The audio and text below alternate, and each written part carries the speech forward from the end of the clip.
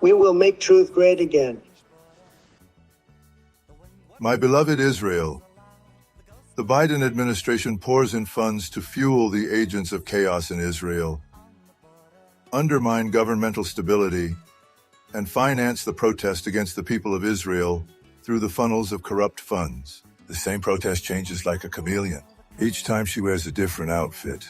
Sometimes it's the cost of living, sometimes the price of cheese, sometimes the Balfour protest, sometimes the high-tech protest, sometimes the protest against legal reform, and more. The same agents of chaos, each time standing at the head of a different protest. And the goal of all the protests is one: to topple the right wing led by Netanyahu. The funding of anarchy in Israel by the Biden administration was publicly exposed by Senator Cotton and others in the Senate and Congress. This is a continuation of the Obama administration's policy, which funded anarchist protest movements such as V15 and others, even then against the right-wing government and against Netanyahu.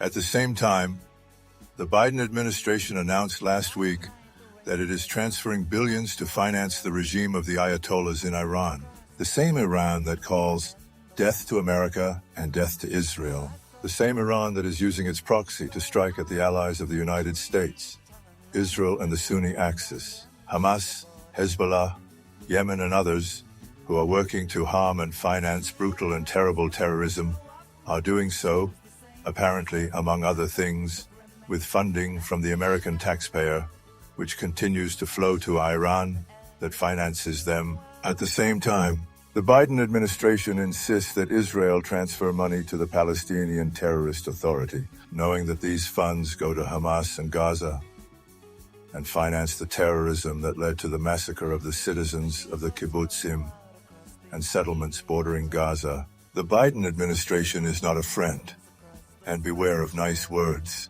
Dear Israel, through words, yes, some of the Jews can be seduced to enter the gates of Auschwitz again. We must not be seduced and believe those who finance Iran, while Iran is financing the brutal war against us.